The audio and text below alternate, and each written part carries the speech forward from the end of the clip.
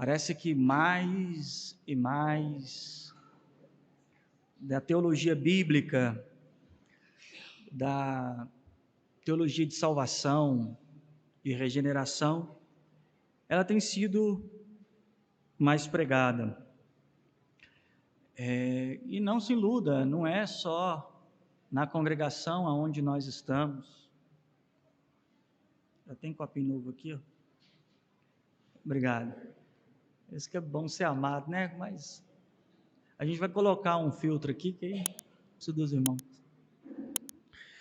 Então, nós temos visto mais e mais da pregação do Evangelho, de certa forma, crescendo.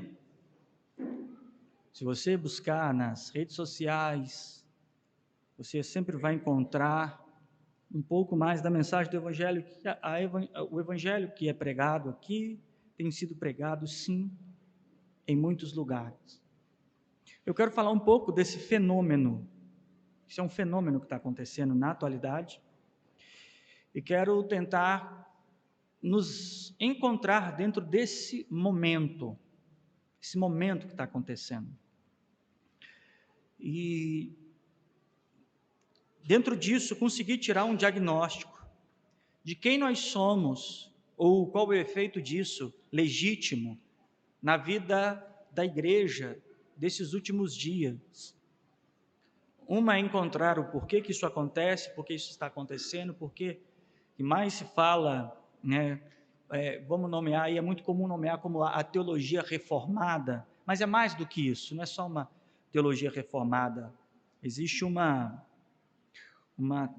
eu posso chamar melhor de uma teologia bíblica, que, se eu chamar isso de teologia reformada, ela vai ficar nichada a ideia da teologia, que isso foi descoberto ou emana da Revolução Protestante, mas não, é algo que vem lá do princípio em Jesus Cristo e tem sido retomado, que é a teologia bíblica.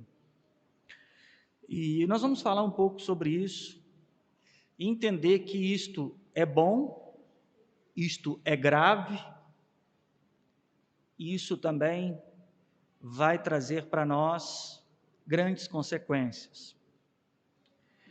Eu queria começar com um texto no livro de Ezequiel, no capítulo de número 33. Ezequiel, capítulo de número 33. Iniciamos aí a partir do verso de número 30.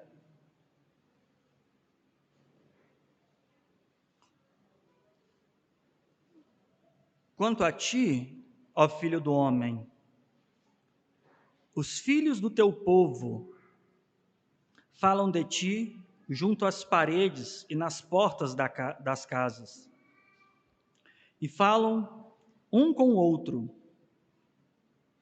cada um ao seu irmão, dizendo: vinde, peço-vos, e ouve qual seja a palavra que procede do Senhor. E eles vêm a ti, como o povo costuma vir, se assentam diante de ti, como meu povo, e ouvem as tuas palavras, mas não as põem por obra. Por isso, pois lisonjeiam com a boca, mas o seu coração segue a avareza. Eis que tu és para eles como uma canção de amor, canção de quem tem voz suave e que bem tange, porque ouvem as tuas palavras, mas não as põem por obra. Mas quando vier isto, eis que está próximo, ou eis que está para vir, então saberão que houve no meio deles um profeta. Eu queria convidar você a orar para que Deus possa ter compaixão de nós, como tem tido, e a sua misericórdia tem permanecido sobre os grandes, os pequenos, os maduros, os neófitos. Nós temos que orar agora para que uma boa doutrina seja dado a nós. Uma doutrina que seja extremamente irresistível. Assim, totalmente lubrificada pela sua graça, essa doutrina possa transpor as paredes de nossa ignorância, de nossa altivez, e alcançar o mais profundo do coração mais duro e mais ignorante. Eu queria que você orasse a Deus agora. O capítulo 33 de Ezequiel, eu posso dizer que ele divide em 3 momentos. O primeiro momento, ele está falando da importância da pregação da verdade de Deus e qual é a consequência da não pregação e a consequência de não ouvir. O capítulo começa dizendo, no capítulo 33 aí, fala sobre os anunciantes que precisam alertar, e aqui são chamados de atalaia, os anunciantes que precisam alertar a vinda daqueles que vêm contra o reino, contra um reino. Então imagina que basicamente é o seguinte, os reinos, as suas estruturas, tinham muros de defesa e normalmente as cidades eram edificadas em pontos estratégicos, porque era comum haver invasões ou domínios territoriais por impérios que tinham uma força bélica de guerrilha muito maior. Então o que eles faziam? Normalmente eles colocavam atalaias, olheiros, pessoas para ficarem em pontos estratégicos dentro ou nas montanhas ou nas muralhas, dependendo de qual modelo de reino estava estabelecido ali, ou nestas torres, ou nessas muralhas, ou nestas montanhas, ficavam esses olheiros, que eram os atalaias, revezando, para sempre dar antecipadamente a notícia de algum tipo de invasão, alguma coisa assim. E basicamente ele começa o texto dizendo que existe a importância de anunciar a vinda de um reino que viria contra aquele reino, e que este anúncio precisaria mobilizar aquela população, o exército, todos aqueles, a terem uma boa expectativa desse que viria contra eles. E era possível que o atalaia iria avisar e o povo não vinha prestar atenção. Mas a responsabilidade é do anunciante, do atalaia, de dizer o seguinte: olha, vem um reino aí, se vocês não anunciarem para isso a eles, o sangue deles estarão sobre vocês. Olha o que diz basicamente, Ezequiel 33 começa assim: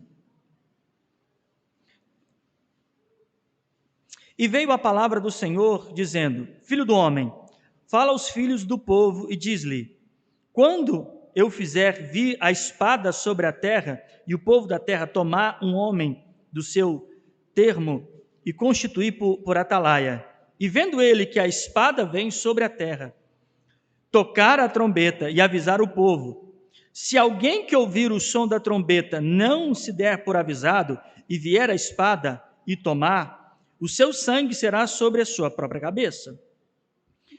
Ele ouvindo o som da trombeta e não se der por avisado, o seu sangue terá sobre ele, mas o que se der por avisado salvará a sua vida.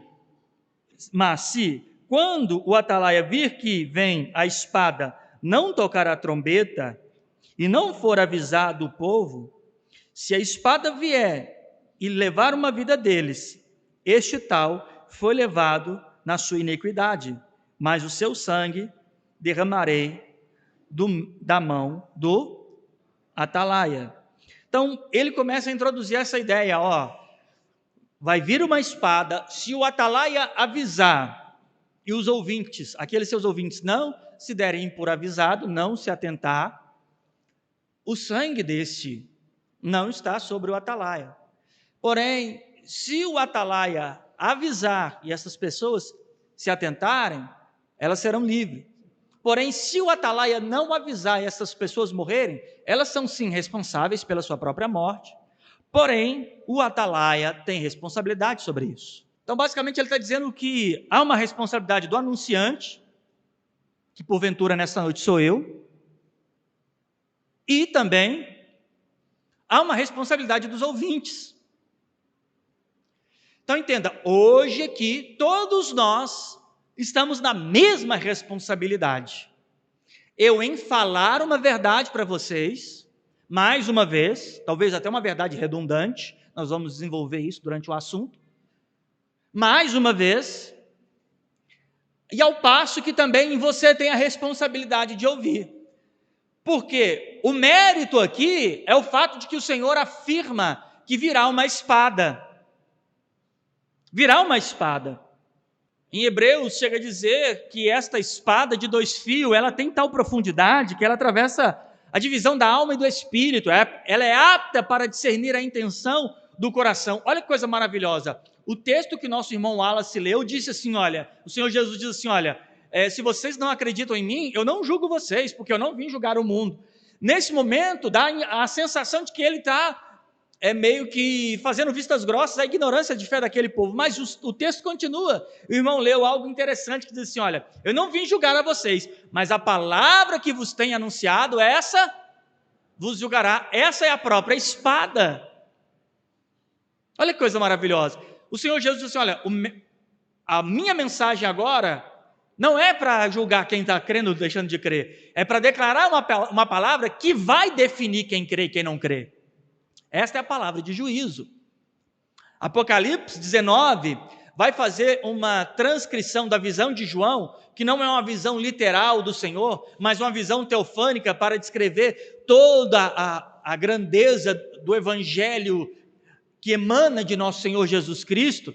E uma das coisas entre as quais ele fala que ele está sobre um cavalo branco, vestido com um manto fino, salpicado de sangue, na sua cabeça tem 7 diademas, a sua coxa está escrito que ele é Rei dos Reis, Senhor dos Senhores. Entre as transcrições físicas, tem uma que fala que da boca dele sai uma espada afiada, a qual divide ou fere, separa as nações. E se divide, fere ou separa as nações, está tratando sobre o efeito que ele faz pela palavra de dividir o bode das ovelhas, o joio do trigo, ou como diz as Escrituras, dividir os que são daqueles que não são. Então, a primeira demanda do capítulo 33 é o atalaia anunciando uma espada ou não, povo ouvindo ou não, e a consequência vem para todos. Livre estará o atalaia na anunciação. E o meu desejo, eu vou te confessar, é sim, o motivo pelo qual eu prego é que o meu desejo é que eu esteja livre do sangue de qualquer um. Eu não quero só colocar a minha cabeça no travesseiro com paz de ter pregado a verdade. Eu quero colocar a minha cabeça no colo do meu Criador na eternidade, tendo a convicção que eu não privei a igreja da verdade. Eu não privei os meus irmãos da verdade. Nesse mesmo anseio, Paulo chega e diz assim, olha, eu não tenho sobre mim o sangue de ninguém, e eu quero todos os dias olhar diante do espelho e saber que o sangue salpicado sobre mim é o sangue exclusivo do Cordeiro de Deus na minha justificação, e não na minha imprudência de não anunciar a vocês, a cada um, todos os dias, incessantemente, a verdade de Deus para a salvação de vocês. O segundo ponto do capítulo 33 é a soberba de Israel, que mesmo sabendo que há atalaia, e nesse caso o atalaia aqui é Ezequiel anunciando todo o pecado e todo o conserto que Deus queria exercer, e o queria aqui não era num anseio impossível de acontecer, mas que era a visão de Deus para Israel, dizendo assim, olha, o que era próprio para eles e eles nunca querem, e ele sempre trazendo para eles, através da anunciação de uma exortação, Ezequiel era tal atalaia, porém, a partir ali do verso do número 21, tem sobre eles a soberba. E qual soberba que tem sobre eles? Sabe qual que é? A soberba de eleitos. De pessoas que olharam a história de Israel, se entenderam eleitos por Deus e diziam assim: olha, Deus confiou a Abraão toda essa terra, também confiará a nós. Por quê? Eles se entendem descendência de Abraão e por isso eleitos de Deus. Isso te diz alguma coisa? Eles olham para a promessa sobre Abraão e falam assim: nós somos eleitos por Deus, somos pela presciência de Deus um povo adquirido por ele, então somos eleitos. Israel não tinha problema em entender a doutrina da sua eleição. Porém, isso veio para eles com uma outra característica, que é a ideia de que, quanto eleitos, só o fato de Abraão ter adquirido aquele bem, de ter a promessa sobre eles, eles viveriam da maneira que bem queriam, e assim seriam participantes também da promessa. Mas aí Deus os questiona.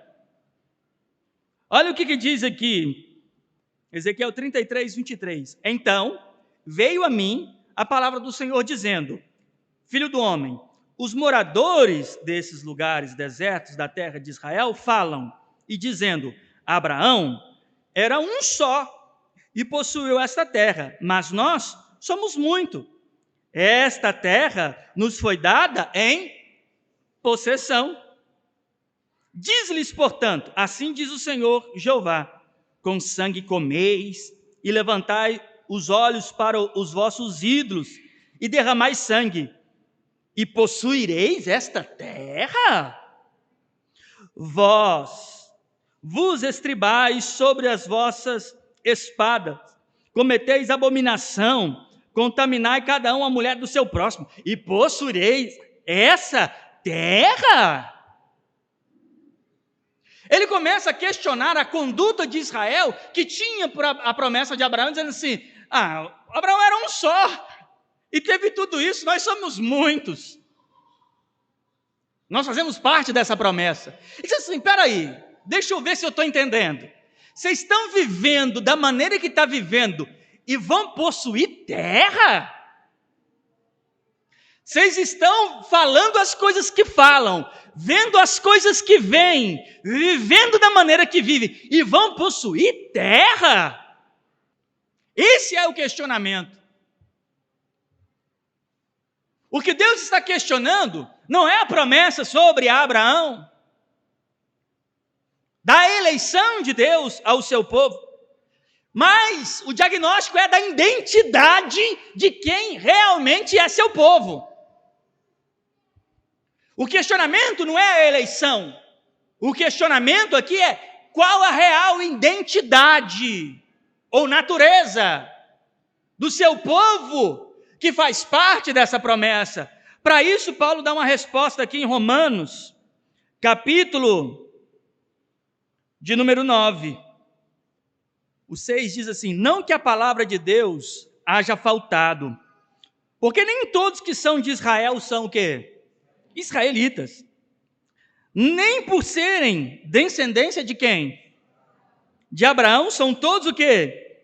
Filhos de Abraão. Olha a resposta de Paulo: mas em Isaque será chamado toda a descendência, isto é, não são os filhos da carne que são filhos de Deus, mas os filhos da promessa são contados como o quê?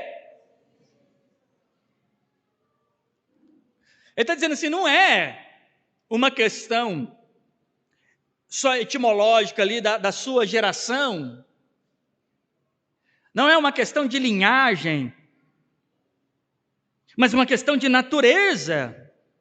É aqueles a quem ele dera a natureza que se estabelece como filhos da promessa. Então, quem são os eleitos lá de Abraão para a visão de Deus aqui em Ezequiel? É o mesmo princípio quando nós tratamos de eleição em Efésios, ou tratamos de eleição em qualquer outro texto de Paulo em Romanos. É o mesmo princípio. É aqueles que manifestam a natureza.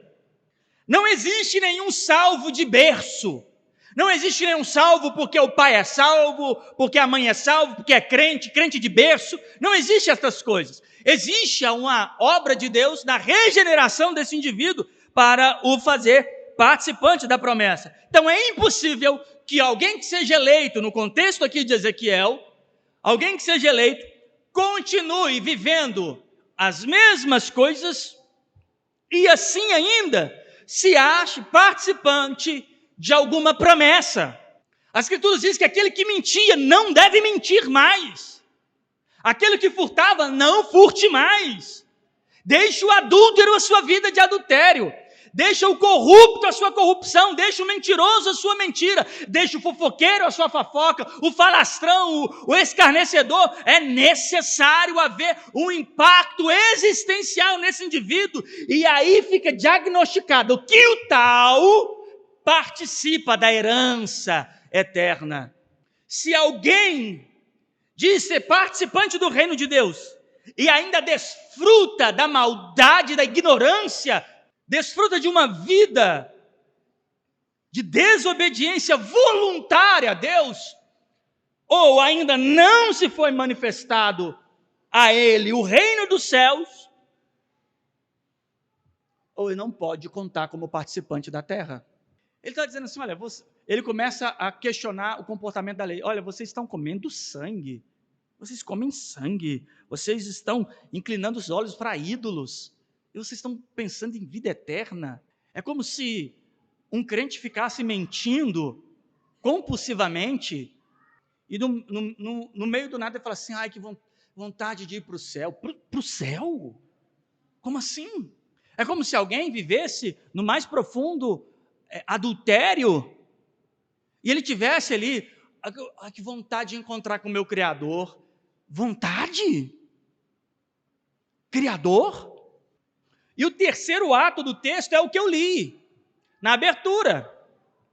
O terceiro ato é qual era a consequência, ou qual era a posição que aquele povo se colocava diante da mensagem que ele pregava, diante da profecia. Então, no começo, ele começa exortando, olha, se o atalaia vier, se vier a espada, o atalaia tem que anunciar, porque se chegar a espada e o atalaia não tiver pronunciado a consequência disso, as pessoas vão morrer e este sangue vai estar sobre a atalaia. Eles são culpados pelo seu sangue? São, mas o atalaia também é culpado, porque sabia da espada.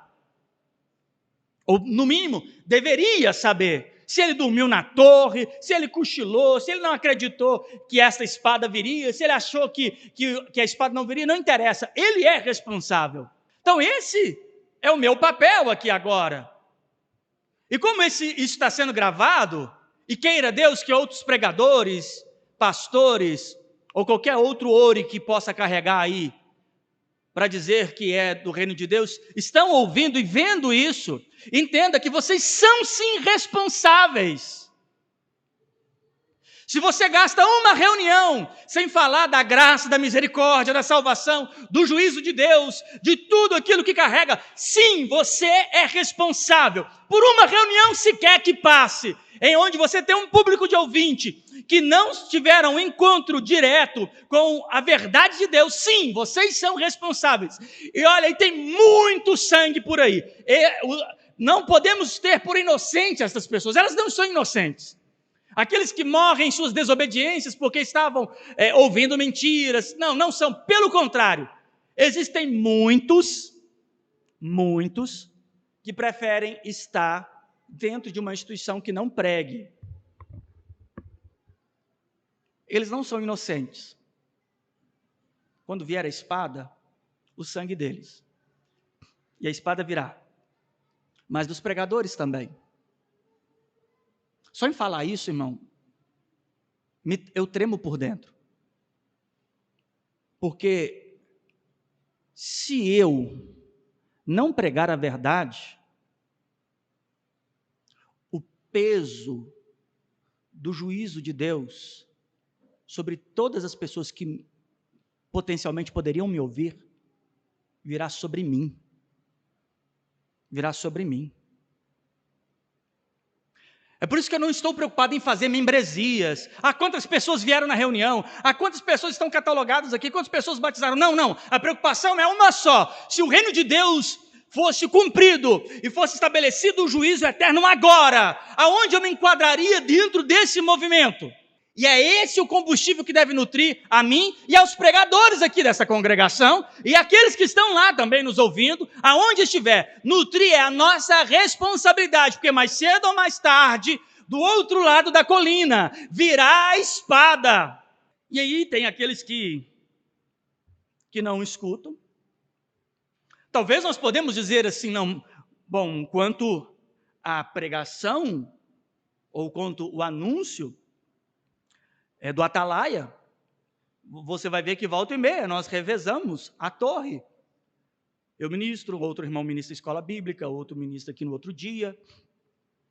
E aí nós temos outros atalaias, irmãos que estão se dedicando à fé, e nós estamos aí.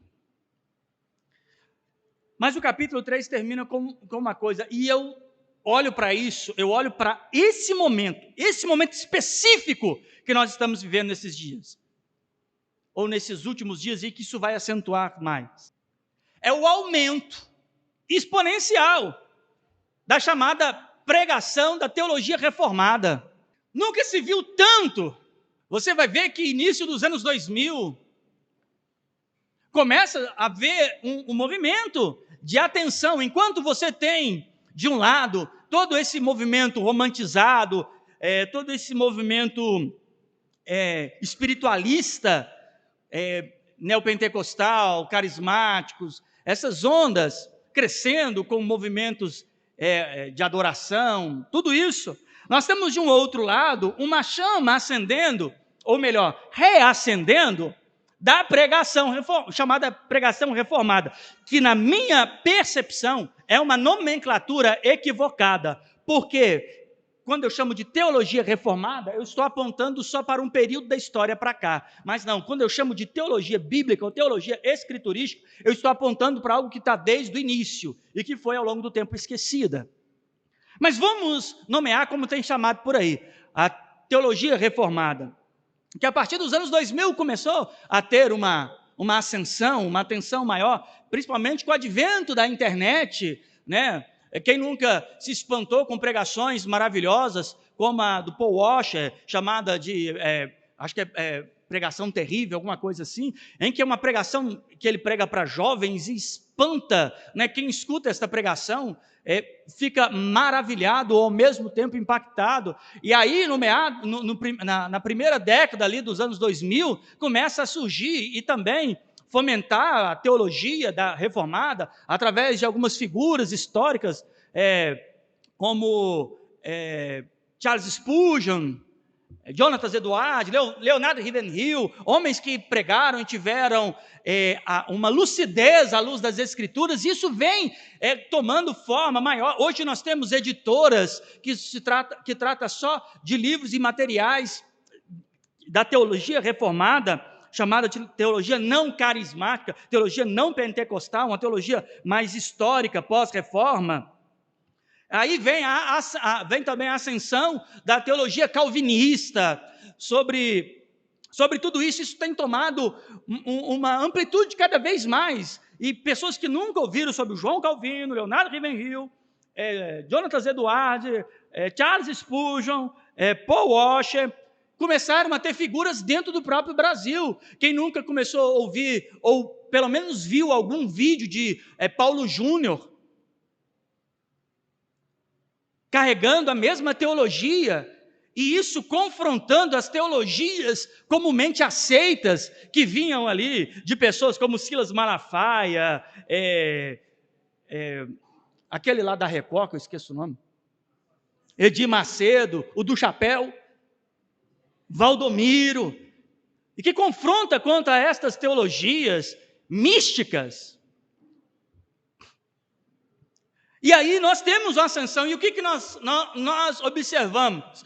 Que existe um público que começou a olhar e dizer assim, opa, isso aí é interessante, isso que ele está dizendo é interessante.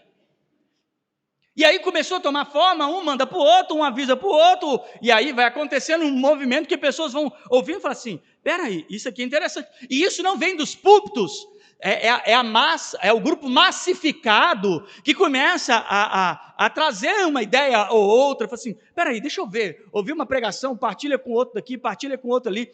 Porém, eles estão dentro dessas instituições, e muitas delas, a grande maioria, o maior percentual de igrejas no Brasil são igrejas, variam entre igrejas pentecostais e neopentecostais. Você nem sabe aonde uma termina e a outra começa. Esse movimento é o que mais incendeia o Brasil até hoje, devido a muitos fatores antropológicos que são depois discutíveis de apresentar, mas é o que mais cresce.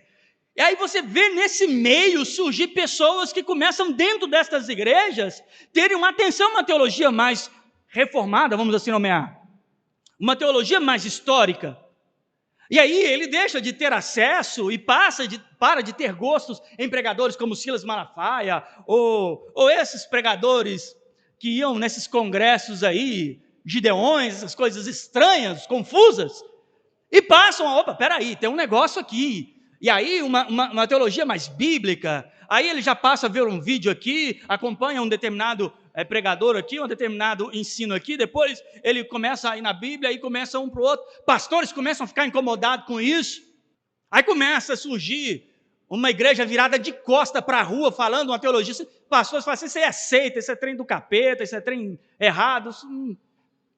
Por quê? Porque começa a surgir, e isso começa a gerar um sentimento, e aí eu quero que você foque nisso, um sentimento das pessoas dizerem assim, peraí, isso aqui me parece certo. E ao olhar para isso, entende-se que aquilo claramente estava errado. Porém, não era claramente errado, porque não havia um verdadeiro ensino. Eles eram um grupo passivo, um gado passivo, em que tudo que se dava como pregação, aquilo se estabelecia como fé e não havia questionamento. Porém, agora esse grupo está questionando, ele olha, né, e tal, as pessoas... Aí começou a acontecer um outro movimento, crentes com dificuldades, olha que coisa, crentes com dificuldades de achar uma congregação, uma denominação para congregar, porque agora eles entenderam determinada fé, doutrina, princípios, que se opõe àquilo que de púlpito ou da base daquela denominação começa a fornecer, ele percebe, olha, aqui não é uma fé saudável, aqui não tem base na verdade. Isso começa a ficar claro. Denominações com renome, históricas no Brasil, que estavam aí ganhando rios de dinheiro, massificando um público, começa agora a ter na internet as suas teologias confrontadas. E eles começam a ter dentro das suas denominações pessoas que começam a recuar daquele lugar, porque observam que aquela doutrina não é só não bíblica, como também até diabólica. Porque é importante ressaltar, irmãos, no reino de Deus não tem meio termo, ou é do reino ou não é. Então essas pessoas recuam e começam outro fenômeno. Pessoas que se converteram ou que têm fé em Jesus Cristo, por entenderem as Escrituras, precisam agora procurar uma congregação bíblica. Olha que coisa absurda. Antes, quando nós pregávamos, nós poderíamos dizer, procura uma igreja evangélica. Mas a partir do momento que esta acha uma teologia mais bíblica, puritanizada ao texto bíblico, estas pessoas começaram a ter receio até de indicar. Ora, onde indicar estas pessoas? Se você está pregando para uma pessoa lá na Bahia, como indicar? Ou está pregando para uma pessoa em outra região? E aí nós aqui começamos a receber pessoas que vieram desta percepção. E junto conosco, focando no evangelho mais cristocêntrico, um evangelho mais bíblico, escriturístico, voltado ao texto, entendimento, à revelação daquela verdade. E aí vai criando um senso crítico, que é fundamental a todo aquele que quer estabelecer desenvolvimento de fé. A crítica é base fundamental da fé. É o senso crítico, de análise, de pesquisa, de observação, de questionamento. E isso começa a se desenvolver um senso crítico maravilhoso. E aí passa a ter uma análise ao texto de uma forma mais crítica, analítica, observatória. E a igreja vai crescendo. Só que dentro deste fenômeno também começa a surgir uma outra coisa. Pessoas que já não conseguem mais ouvir estes pregadores pentecostais, neopentecostais, estas coisas que eles andam dizendo. Eles não suportam mais, não conseguem ouvir mais. E só conseguem ouvir pessoas que têm uma teologia bíblica. Isso é ótimo. Mas dentro disso começa a acontecer uma coisa. Pessoas que estão ouvindo a verdade, não suportam ouvir a mentira, mas acontece isso aqui, ó. Ezequiel 33:30. Quanto a ti, ó filho do homem, os filhos do teu povo falam de ti junto às paredes nas portas da casa. Falam um com o outro, cada um ao seu irmão, dizendo: vinde, peço-vos, ouvi qual seja a palavra que procede do... Ele está dizendo assim, olha, aí Deus começa a dizer assim, olha, quanto a ti, tem acontecido o seguinte, as pessoas estão ouvindo a sua mensagem, ele está dizendo assim, cara, você precisa vir comigo para ouvir o que eu estou ouvindo. É uma palavra do Senhor, vem, você precisa ouvir as coisas que eu estou ouvindo. Né? Vamos aqui transportar, vamos imaginar Israel no século 21, basicamente, acessa o canal de Ezequiel, digita lá, Ezequiel, pregador, você vai ver que palavra, ou vão lá comigo, eu congrego na igreja, vão lá que você vai ver o Ezequiel pregando, que coisa maravilhosa, pregações que eu nunca ouvi na vida, e eles começam a chamar vizinho, amigo, comentam um com o outro, nossa, eu comentei com um amigo do trabalho sobre a mensagem que Ezequiel tá falando, que palavra maravilhosa, esse amigo do trabalho tem que estar com a gente lá, porque ele vai ouvir aquela mensagem, ele vai ficar estremecido que nem eu estou, basicamente era isso, verso 31, eles vêm a ti, como o povo costuma o quê? As pessoas não vão na igreja por aí, convidada, eles vão como costuma ir mesmo, e se assentam diante de ti, como o meu povo, ouve a tua palavra, mas há o detalhe aqui, o que faz aí? Mas as não, a pratica ou a não as põe por obra. Pois lisonjeiam com a sua boca, mas o teu coração segue a avareza. Olha o fenômeno, as pessoas não querem aquela outra teologia, não escuta isso não, você tem que escutar a pregação reformada, olha que coisa maravilhosa, eu ouvi coisas que você nunca imaginaria ouvir, vem comigo.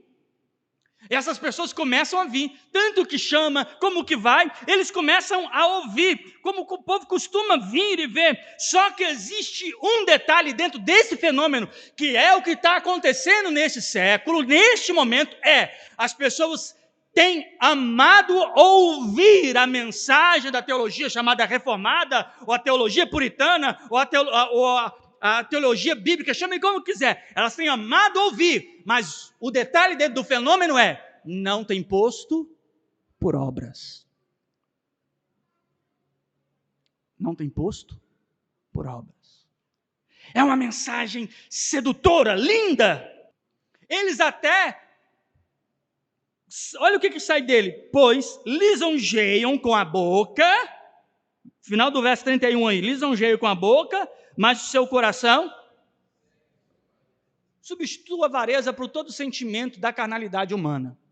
Eles estão falando assim, que coisa linda, que profundo, oh pastor, que mensagem, que coisa, eu nunca pensei assim, não, eu li esse texto e não enxergo, que coisa maravilhosa, mas o coração não está estabelecido efetivamente com aquilo que foi pregado. O Senhor Jesus já nos alertou isso. No Evangelho de Mateus, ele chega a dizer, olha, aquele que ouve as minhas palavras e a não põe por obra, por prática, eu assemelho uma pessoa que construiu uma casa sobre areia. Ao passo que muitas pessoas estão aderindo à ideia da teologia reformada, nós estamos tendo um número cada vez maior de ex-crentes. E por quê? Porque a teologia bíblica é o último estágio possível para alguém que quer servir a fé. Se alguém realmente ouviu e entendeu a graça de Jesus Cristo pela teologia bíblica, o tal jamais volta para as velhas práticas religiosas. Ele não vai ser um insensato gálata, mas por um lado vai haver aqueles, não por obra, entende que a obra do Calvário é muito longe, inalcançável, e ele recua em sua própria ignorância, ignorando a verdade que ouviu, voltando às mazelas que tinha, e com isso, não mais credibiliza o Evangelho. Estamos vivendo uma fábrica de desviados nesses últimos dias. Pessoas que aprenderam a odiar a mentira, mas não aprenderam a amar a verdade. Aprenderam a detestar a falsa mensagem, mas não aprenderam a viver a verdadeira mensagem.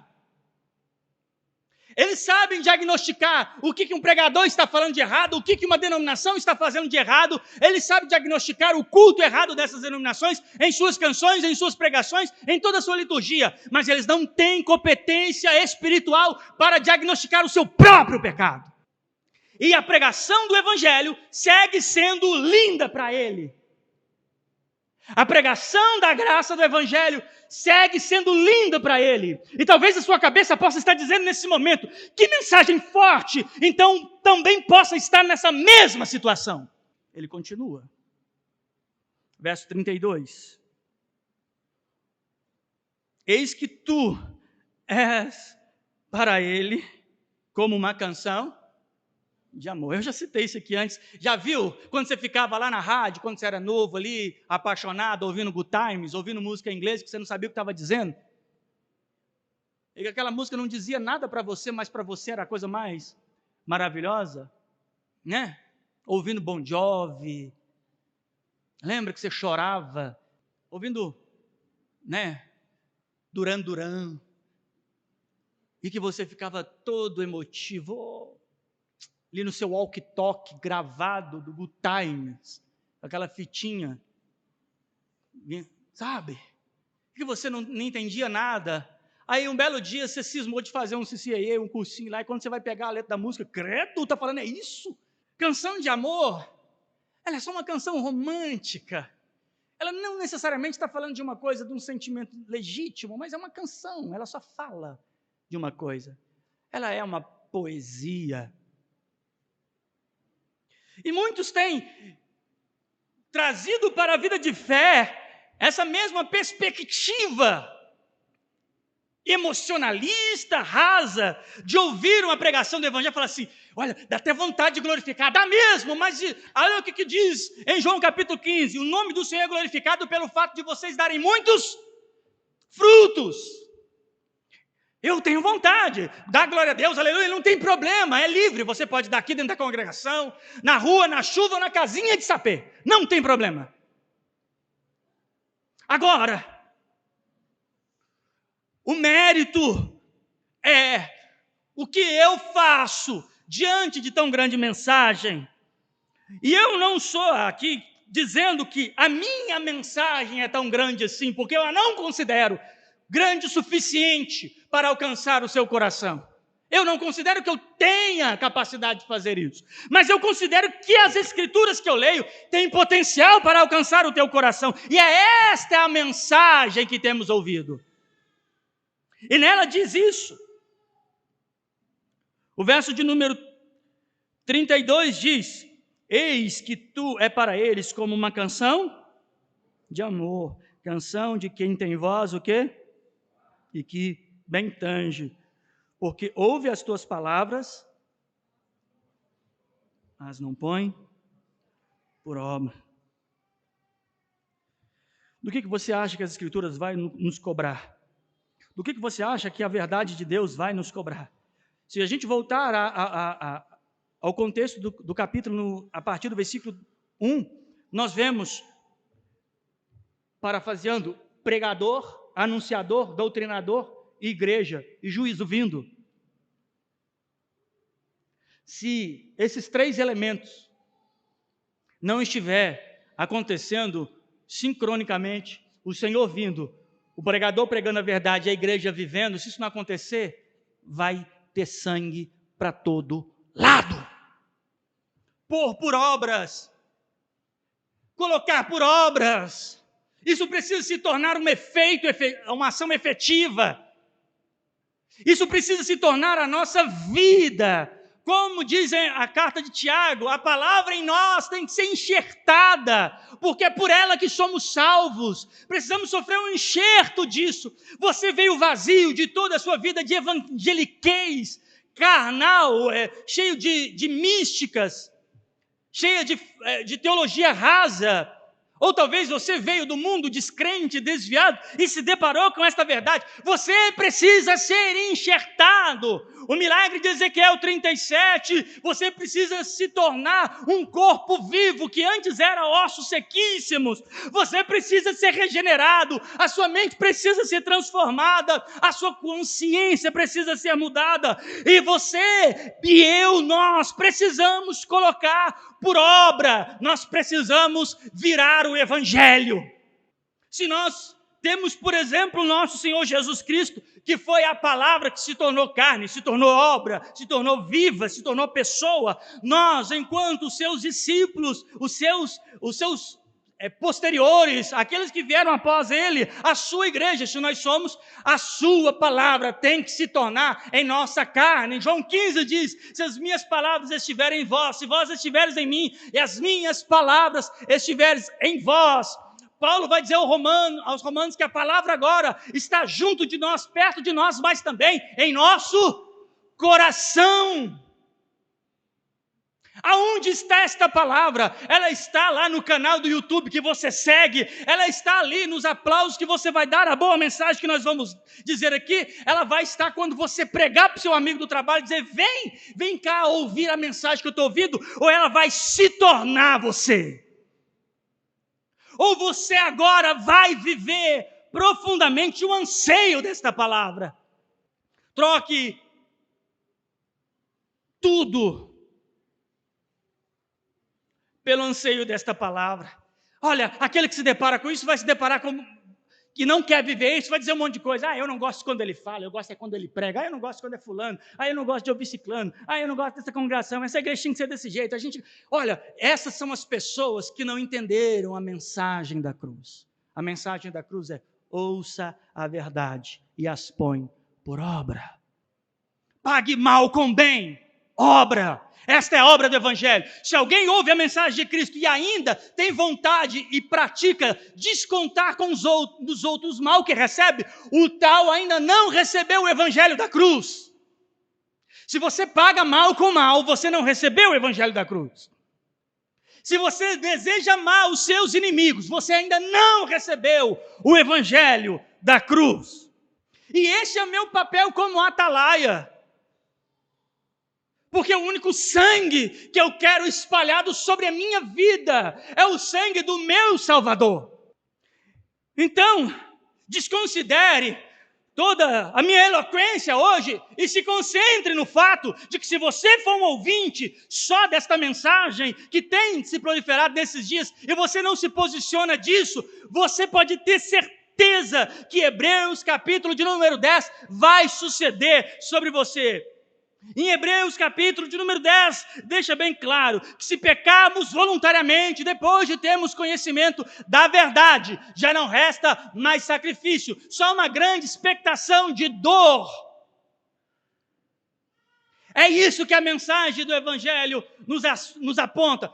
Olha, você pode achar que é um eleito, separado por Deus, qualquer uma destas coisas, como aquele povo achou que era de Abraão. Mas o Senhor está virando para nós dizendo assim: você acha que você viver nessa mentira, nessa hipocrisia, nessa vida rasa, nessa vida débil, fraca, sem vida de oração, sem vida de serviço a Deus, sem dedicação, vai ter reino de Deus? Você acha que se você fazendo as coisas ocultas que você faz, você acha que tem reino de Deus? Sério mesmo? Este é o questionamento lá em Ezequiel 33. Mas as pessoas estão ouvindo isso falando, que nada.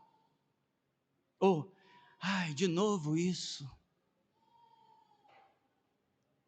Nós temos um borbulhão de sentimento diante das coisas que eu estou falando. Eu posso ter aqui hoje pessoas que estão extremamente atentas do que eu estou dizendo, e isso mexendo com ela. Eu tenho pessoas que possam estar olhando para mim, pensando em qualquer outra coisa da vida. Eu posso estar no meio de pessoas que querem dormir, pessoas que querem jantar, pessoas que querem a palavra, pessoas que não estão nem aí para o que eu estou dizendo. Mas eu estou te dizendo, e por algum motivo hoje, comprimido como um atalaia, que não quer sangue, deixe de só o discurso bem bolado dessa pregação reformada para uma vida verdadeiramente obediente.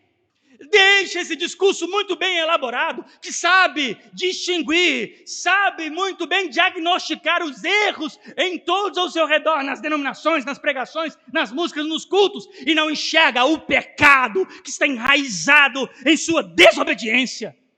Ninguém precisa mais de salvação do que você. Ninguém precisa mais de salvação do que você. Ninguém precisa de mais arrependimento do que você. Não tem ninguém aqui dentro, você precisa pensar assim, viver assim. Ninguém aqui dentro precisa de mais arrependimento do que eu. Uma pessoa que não entende o evangelho, ela, fulano não me cumprimenta, fulano não me vê, essa igreja é assim, esses irmãos são... Essas são as pessoas que não entendem o evangelho. Aqueles que nasceram de novo sempre entendem. Não tem ninguém mais pecador do que eu. Só o evangelho pode me mudar. E se ele não me mudar, eu vou chegar naquele último dia e me deparar com mais justo juízo sobre mim. Eu só tenho que abaixar a minha cabeça e entrar para uma sentença eterna reservada para mim. Guarde, ponha por obra. Como que é pôr por obra, pastor? Eu tento pôr por obra. Olha, eu não sei quanto a você, mas quando uma pessoa está afogando, quando uma pessoa está caindo em algum buraco, ele arruma unha onde não tem, ele arruma braço onde não tem. Se a pessoa está pegando fogo, ela consegue bater de maneira que ela consegue se apagar. As pessoas, olha, existe uma enzima no corpo que é produzida no momento dessa, que é a adrenalina. A adrenalina faz as pessoas resistir à dor, já viu? Pessoa com o pé quebrado, elas conseguem atravessar um rio, as pessoas conseguem virar um carro, do nada elas arrumam força onde não tem força, já viu isso? O ser humano tem um potencial físico no momento de extrema situação, em que ele consegue força onde não tem. Pessoas, é muito comum você ver pessoas contar que na guerra, baleado, conseguiram fazer coisas extraordinárias, pessoas feridas, conseguindo fazer coisas extraordinárias. Entenda que a nossa força não vem da nossa capacidade física, mas Deus é o nosso poder e a nossa força, e Ele nos garantiu que iria estar conosco todos os dias. Então não vem com essa que você está tentando e não está conseguindo. Você está buscando a força na fonte errada. Dobre o seu joelho, rasgue as suas calças. Está tão comum hoje moda de calça rasgada. Compre uma calça nova e faz a moda dela ali de joelho até você conseguir força. Não subestime o potencial de Deus em salvar um homem medíocre que nem eu e você. Sabe a sua ignorância, sabe toda a sua altivez, sabe toda a sua vida frágil, fraca. Ela é substituída pelo poder do Altíssimo. Isto é salvação, minha igreja. E é isto que esse evangelho veio trazer. Tudo o que nós temos pregado. Quando eu comecei a pregar, a barba era preta, tudo isso que eu venho pregando há longo tempo. Olha, você pode dizer que você tem dificuldades, que você tem sua vida difícil, que não sei o quê. Você pode descrever um monte de coisa, mas eu só tenho que te dizer uma única coisa. Você nunca sofreu o suficiente para carregar o peso dos seus pecados. Se não obedecer ao evangelho, você vai carregá-lo para sempre. E não interessa o quanto você sofreu nessa vida, o quanto sua vida foi difícil, o quanto dinheiro você não ganhou. Não interessa. Se você não obedecer o evangelho, o peso do pecado virá.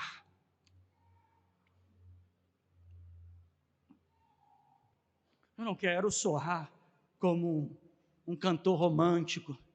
Eu não quero aqui para persuadir com palavras. Paulo já estabelecia dizendo assim, olha, a minha pregação não consistiu em palavras de persuasão humana, eu não quero fazer desta mensagem hoje uma forma persuasiva para que você venha se submeter aos critérios que eu quero aplicar a você. Não, eu não quero te dar ordem, eu não quero te dizer o que você deve fazer ou deixar de fazer, eu só quero te alertar. Sim, tem salvação e regeneração para todo aquele que crê e se arrepender. Hoje tem, basta hoje, nesse momento, você dar ouvido a esta mensagem e entender que é da geração de Abraão, aquele que fizer parte da promessa. E quem é os que fazem parte da promessa? É aqueles que vão ouvir esta mensagem e vão se posicionar. Gosta de Paulo Júnior? Você gosta de Charles Spurgeon? Você tem livros? Você gosta da pregação reformada? Talvez você nunca ouviu ou nem leu esses nomes, mas fala assim, não, eu gosto da pregação da congregação, que era diferente. Você gosta? Ótimo. Se não pôr por obra, a sentença é a mesma. E aí? E aí? Eu quero que você faça só um exercício agora. Eu quero que você tente pensar há quanto tempo você está ouvindo a mensagem do Evangelho. Esta que você ouviu através de mim e outros irmãos, ou que você pegou na internet, você que está vivendo este momento, este fenômeno da pregação contemporânea, chamada pregação reformada. Eu quero que você traga a sua memória agora, há quanto tempo? E junto com isso, eu quero que você pense, qual tem sido o efeito? Qual que é o efeito prático? Tem amado mais o seu próximo? Tem servido mais aos seus irmãos? Tem servido à congregação, aos irmãos, os que congregam, os que estão perto de você? Tem emitido mais uma natureza compatível ao reino dos céus? Você tem agora tido um coração mais misericordioso, com mais compaixão, com mais dedicação? Você tem tido uma vida mais devocional? Você tem crido mais na salvação, em Jesus Cristo? O sangue de Cristo tem sido para você a sua grande graça e privilégio? Você tem orado mais? Você tem vivido mais em obediência? A sua cabeça mudou? A sua prática, a sua postura, a sua forma de falar? Você amadureceu? As suas relações familiares, no trabalho, amigos, a sua relação social, ela mudou? A sua expectativa mudou?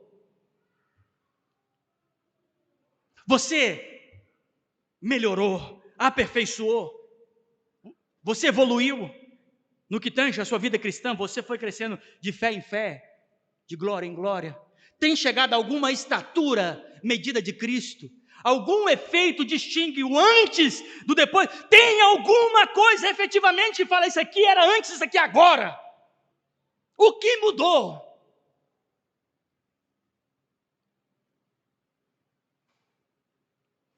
O que está em jogo? Meu Deus, o que está em jogo?